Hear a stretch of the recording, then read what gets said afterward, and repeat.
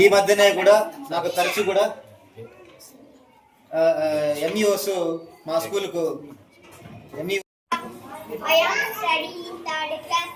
Park, that is a park. I like to play in the park. My father was the park. There is a swing in the park. There are plants in the park. There are benches in the park. Very good. My name is Tanzi. I am studying third class. This is a lips. These are lips. I have two lips. My lips are so soft. Sita lips are beautiful. She used lipstick. Raju lips are smooth. My name is Hansini. I am 5th class. Jhansi Lakshmi Bai, Bharat Mata ki Jai. I was the queen of the jazz, being the lady. I excited my country by the fighting. Another brilliance in the 1857. We all, my dear children, be brave and the state for the national good luck. Thank you for I am studying 4th class. I am very happy to see at this mega parents teachers meeting. This meeting help our parents and teachers take above our progress. Teachers guide us and parents support at home. Thank you for us. Parents teacher meeting ki విచ్చేసిన అందరికీ నమస్కారం. నా పేరు P శ్రద్ధ. నేను 4వ తరగతి చదువుతున్నాను. మా పాఠశాలలో జరుగుతున్న మెగా పేరెంట్స్ టీచర్ మీటింగ్ లో పాల్గొనడం ఆనందంగా ఉంది. ఈ మీటింగ్ ద్వారా తల్లిదండ్రుల అభివృద్ధి గురించి గురువులతో మాట్లాడగలుగుతారు. తల్లిదండ్రులు మా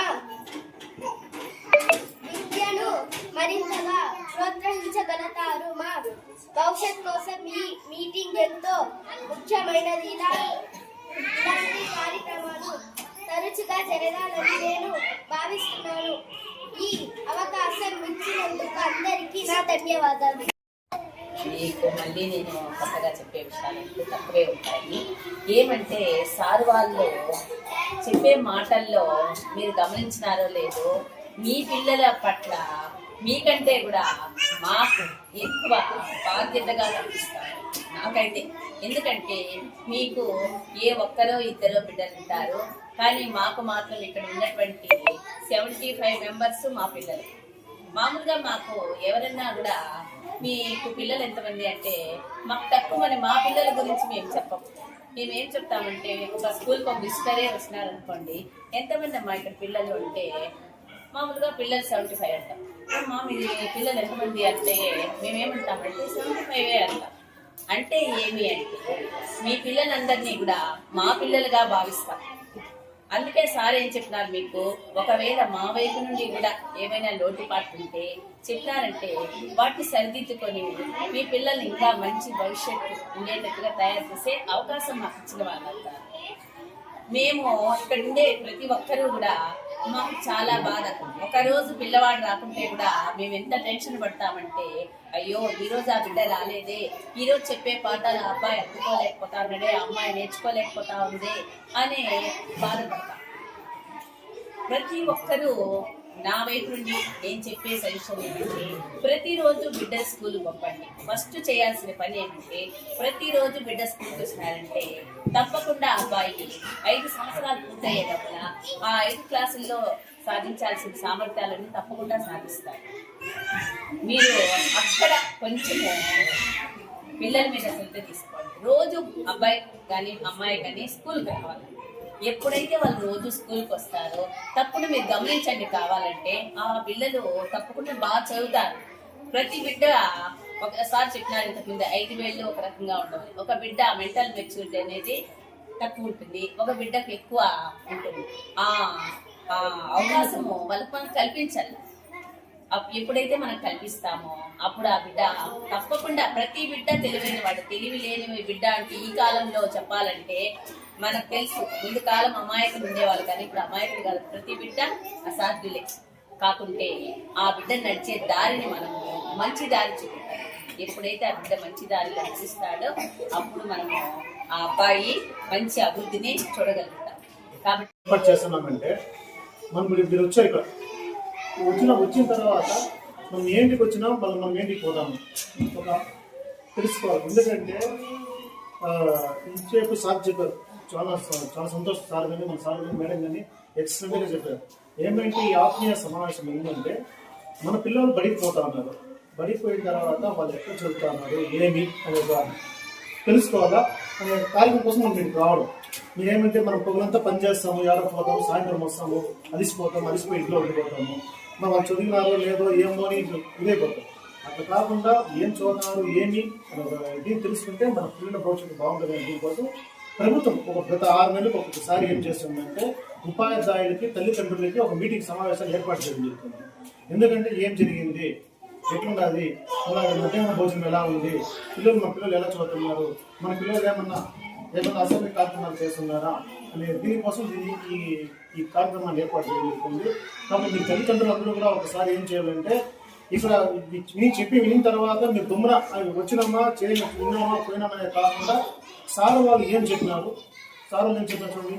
ఒక సార్ చెప్పిన మంచి వాటి ఏంటంటే ఒక 5 ఏళ్ళ వరకు బిడ్డలాగా ఉంటారు. 5 ఏళ్ళ తర్వాత నుంచి మనం చెప్పింది వినవాలి. మన తర్వాత అదే మన చిన్న చెట్టు నాటితే మా కట్ట తీసుకోవడం ఎట్లా పెడితే మన చెట్టు అలా బాగా గుంపులుగా పెరుగుతుంది. ఆ విధంగానే సార్ చెప్పడం ఏమంటే మన పిల్లలు కూడా ఏం చేస్తున్నారు ఏమి అనేది మనం బెదిరించి మన కంట్రోల్ పిల్లలు మనం వదిలేననుకో ఆటోమేటిక్ మన వాళ్ళే మనం బాగుంటారు. నిజంగా మంచి వాక్యాలు ఆ వాక్యాలు మీరు తీసుకోవాలా. అదేవిధంగా మన సార్ చెప్పారు, నిజంగా చెప్తాను, చాలా మంది సార్లు కొంతమంది పోతా ఉంటారు, ఏదో పోతున్నా చెప్పిన పాటలు వస్తుందని ఉంటారు.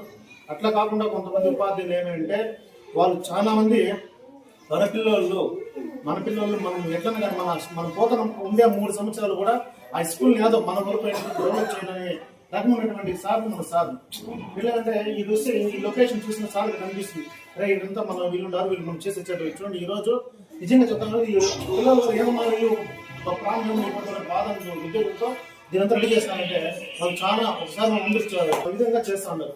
అటు దీని తర్వాత ఇంకోటి ఏమంటే ప్రభుత్వం ప్రభుత్వము బాగా ప్రైవేట్ స్కూల్కి ధీటుగా పిల్లవాళ్ళకి ఏమి కావాలో షూ దగ్గర నుంచి అన్ని సాక్సుల దగ్గర నుంచి బ్యాగుల దగ్గర నుంచి అన్ని ఉంది. దాంతోపాటు మన సార్ చెప్పారు ఎక్సలెంట్గా ఉంది ప్రోగ్రెస్ కార్డు. మేము కూడా గవర్నమెంట్ స్కూల్లో చదువుకుంది 10th డిగ్రీ వరకు గవర్నమెంట్ డిగ్రీ కాలేజ్లో చదువుకున్నా.